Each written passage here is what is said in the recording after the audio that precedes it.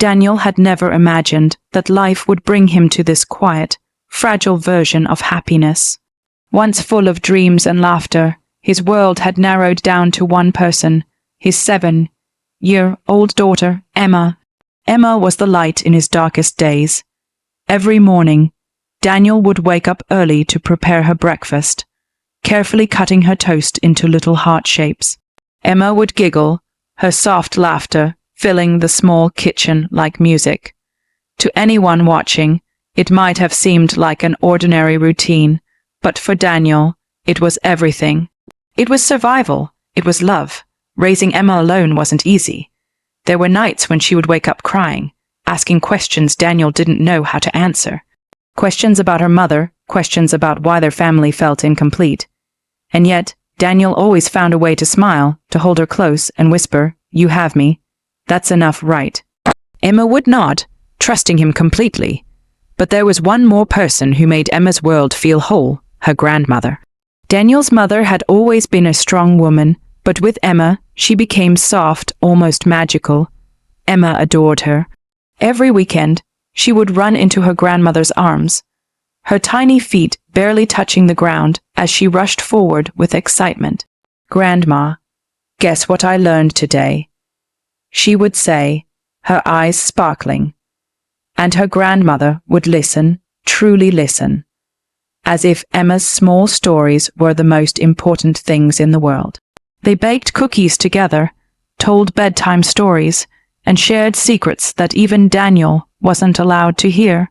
It was a bond so pure, so innocent, that it made Daniel feel grateful and sometimes a little emotional. For the first time in years, life felt peaceful. Then one evening, everything seemed to glow a little brighter. Daniel's mother called them both into the living room. Her face carried a softness that Daniel hadn't seen in a long time, a quiet happiness. "I have something to tell you," she said gently. Emma climbed onto the couch, holding her teddy bear tightly, her curious eyes fixed on her grandmother. "I'm getting married." For a moment there was silence. Then Emma's face lit up like the sun. "Really?" she gasped, jumping off the couch. "A wedding like a princess wedding." Her grandmother laughed softly. "Yes, my little princess, something like that." Emma clapped her hands, spinning in excitement. "Can I wear a pretty dress? Can I throw flowers? Can I be there all the time?" Daniel watched them, a small smile forming on his lips. It felt strange but good. Maybe this was a new beginning for all of them. Then came the moment that made Emma's happiness overflow. And her grandmother continued, looking at Emma with love, "I want you to be my flower girl." Emma froze for a second, as if she couldn't believe what she had just heard. "Me?" she whispered. "Yes, you." Emma's eyes filled with joy. She ran straight into her grandmother's arms, hugging her tightly. "I'll be the best flower girl ever," she promised. Daniel felt something warm settle in his chest. Watching his daughter so happy, it made all the struggles worth it. That night, Emma couldn't sleep. She lay in bed, talking endlessly about the wedding, about her dress, the flowers, the music, and how she would walk slowly and carefully, just like in fairy tales. Daniel sat beside her, listening, nodding, smiling. "Papa," Emma said softly, her voice full of innocence, "this is going to be the happiest day ever, right?" Daniel gently brushed her hair back and kissed her forehead. "Yes," he said quietly, "the happiest day." And in that moment, it truly felt like nothing could go wrong. The house was filled with love. The future looked bright, and Emma's world was untouched by pain. But sometimes the most perfect moments are only the beginning of a story no one is ready for. The days that followed were filled with excitement, at least for Emma. She spent hours imagining her dress, practicing how she would walk down the aisle, gently tossing invisible petals into the air. Her laughter echoed through the house again, the kind of pure, untouched happiness only a child could carry. But somewhere beneath that joy, something had started to change. Daniel noticed it first. His mother, once warm and present, had grown distant. Her smiles felt forced, her words shorter. She was often distracted, her phone always in her hand, stepping away to take calls she never used to hide. At first, Daniel ignored it. He told himself it was normal. Weddings brought stress. Change brought pressure. But deep down, something didn't feel right. Then one evening, everything shattered. Daniel had just put Emma to bed. She was still talking about flowers and music, her voice slowly fading as sleep took over. "Papa," she whispered softly, "half-ass, leap. Don't forget I'm the flower girl." Daniel smiled gently. "I won't forget." But he didn't know someone else already had. As he stepped into the living room, he found his mother sitting there, her posture stiff, her expression unreadable. The air felt heavy, like something was about to break. "We need to talk," she said quietly. Daniel sat across from her, a slight tension forming in his chest. "What's wrong?" She hesitated, and that hesitation said everything. "The wedding," she began slowly, avoiding his eyes. "There have been some changes." Daniel frowned. "What kind of changes?"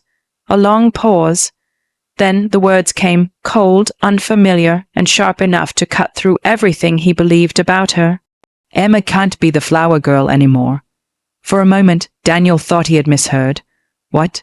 he asked, his voice low. "She won't be part of the ceremony." His mother continued, her tone almost mechanical. "It's better this way." "Better for who?" Daniel's voice hardened. She finally looked at him, but there was something missing in her eyes. Something distant. Something different. "My fiancé he thinks it doesn't look right." Daniel blinked, confusion turning into disbelief. "Doesn't look right? What does that even mean?" "He wants a certain image," she said quietly. "Elegant, perfect, a certain standard." Daniel let out a bitter laugh, shaking his head. "She's 7 years old. She's your granddaughter." Another silence. And then the truth surfaced. "There's also something else," his mother added, her voice dropping even lower. Daniel's heart sank. "What?" She took a deep breath. He said, "If we make this adjustment, he'll transfer $10,000 before the wedding." The room fell completely silent. Daniel didn't move, didn't blink, didn't breathe. It felt like time itself had frozen around him. "Say that again," he whispered. "He just wants things to be appropriate," she said, almost defensively now. "It's not about the money, Daniel. It's about starting a new life the right way." But Daniel wasn't listening anymore. Because in that moment, everything became painfully clear. This wasn't about a wedding. This wasn't about image. This was about a choice, and his mother had already made it. "You're choosing money," Daniel said slowly, his voice filled with quiet disbelief, "over your own granddaughter." "That's not fair," she snapped, her composure cracking for the first time. "You don't understand the situation." "And no," Daniel cut in sharply, standing up. "I understand it perfectly." His eyes burned, not with anger alone, but with something deeper, something broken. "She trusted you," he said, his voice trembling now. "She loves you. She's been dreaming about this every single day." His mother looked away. "I'm doing what's best for everyone." Daniel let out a hollow laugh. "No," he said quietly, "you're doing what's easiest for you." The weight of his words hung heavily in the air. From the hallway, a faint sound broke the silence. A small, fragile voice. "Papa." Daniel's heart dropped. Emma stood there, clutching her teddy bear, her sleepy eyes now wide with confusion and fear. She had heard enough. "Grandma," she whispered, her voice shaking. "I'm not the flower girl anymore." No one answered, because there was no answer that could fix what had just been broken. Emma's small world, the one filled with love, trust, and fairy tales, had just begun to crack. And Daniel realized something in that moment. Some betrayals don't just hurt, they change everything forever. Daniel didn't sleep that night. He sat beside Emma's bed for hours, watching her breathe softly, her small hand still wrapped around her teddy bear. She looked so peaceful, so untouched by the cruelty of the world outside her dreams. And that's what made it harder. because by morning he would have to take that piece away. The sunlight crept slowly into the room, bringing with it a day Daniel wished would never come. Emma woke up with a smile. "Papa," she said cheerfully, sitting up, "can we go see my dress today? I want flowers on it, like a princess." Daniel's chest tightened. For a moment he couldn't speak. He forced a smile, sitting beside her. "Emma, there's something I need to tell you." She tilted her head slightly, sensing the change in his voice. "What happened?" Daniel took a deep breath, searching for words that didn't exist. "Sweetheart, about the wedding." Emma's smile slowly faded. "You are not going to be the flower girl anymore." Silence. It wasn't loud. It wasn't dramatic. It was quiet, painfully quiet. Emma blinked once, then twice, as if trying to understand what he had just said. "Oh," she whispered. Her tiny fingers tightened around her teddy bear. "Why?" Daniel felt his throat close up. "It's just something they decided." Emma looked down at her lap, her voice trembling just slightly. "Did I do something wrong?" Those words hit harder than anything else. Daniel's heart shattered. "No," he said immediately, pulling her close. "No, Emma, you did nothing wrong. Nothing at all." But she didn't respond. She just sat there, still quiet. And that was the moment Daniel realized children don't always cry when they're hurt the most. Sometimes they just go silent. The wedding day arrived. The venue was everything Emma had once dreamed of: beautiful decorations, soft music, elegant lights glowing like stars. It looked like something out of a fairy tale, but Emma wasn't part of it anymore. She stood beside Daniel, wearing a simple dress instead of the one she had imagined. No flowers in her hands, no special role, just another face in the crowd. And yet she still watched, carefully, quietly, as another little girl walked down the aisle, scattering petals with a bright, carefree smile. Emma's eyes followed every step. She didn't say a word. Daniel knelt beside her. "Do you want to sit somewhere else?" Emma shook her head gently. "No, it's okay." But it wasn't okay, not even close. As the ceremony continued, guests laughed, cameras flashed, and music filled the air.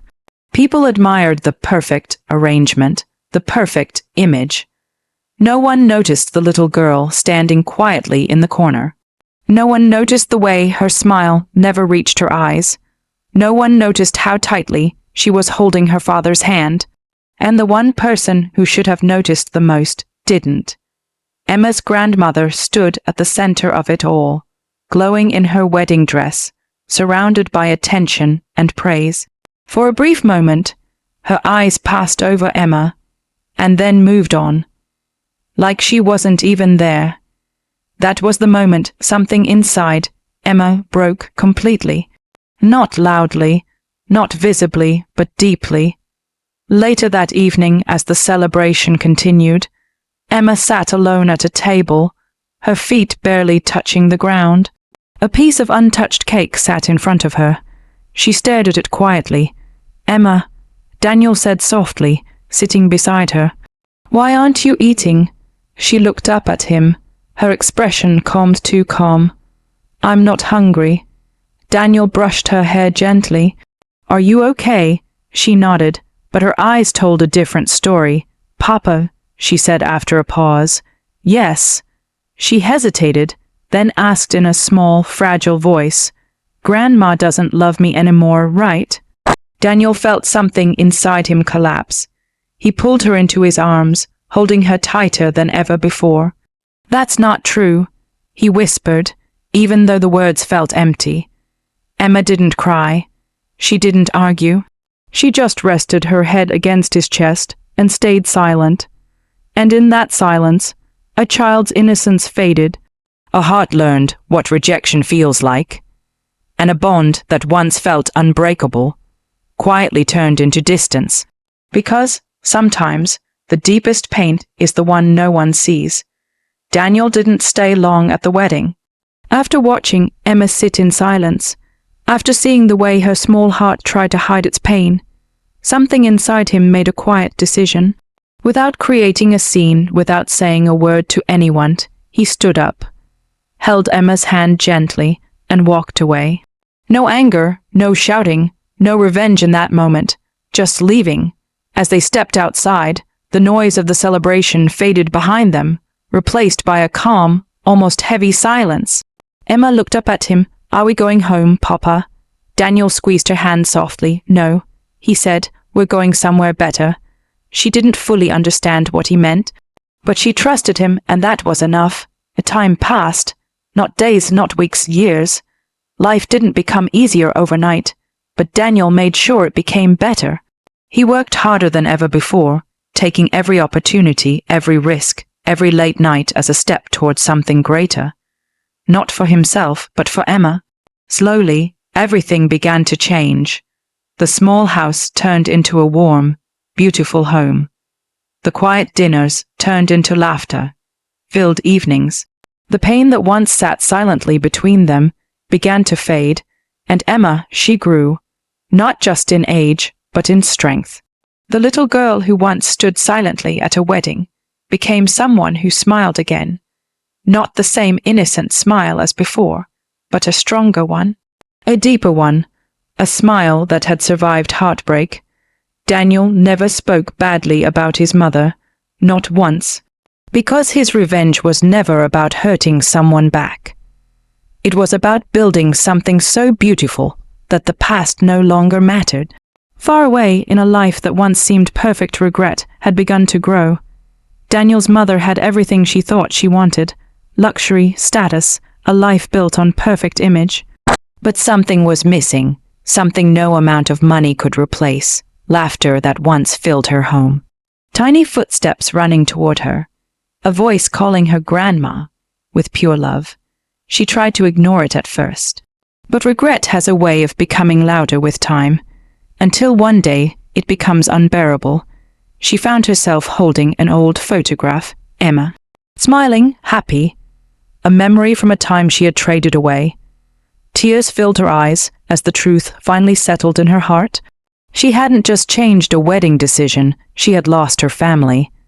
One quiet afternoon, years later, fate brought them face to face again. Daniel stood tall, calm, and at peace. Beside him stood Emma, no longer the fragile little girl from before, but a confident young girl with strength in her eyes. They didn't look broken anymore, they looked complete. Daniel's mother stepped forward, her voice shaking. "I made a mistake," she whispered. "I lost you both." Daniel looked at her, not with anger, but with distance. "Some wounds don't stay open. They simply become part of who you are. We're okay," he said calmly, and that was the truth. They didn't need apologies to heal anymore. They had already moved on. Emma held Daniel's hand gently, her grip steady. There was no hatred in her eyes, only quiet understanding, and maybe just a little goodbye. Because in the end, Daniel's revenge was never loud. It wasn't about proving anything. It wasn't about making someone suffer. His revenge was simple. He chose peace. He chose love. He chose his daughter. And he built a life so full of happiness that the people who once hurt him became nothing more than a distant memory.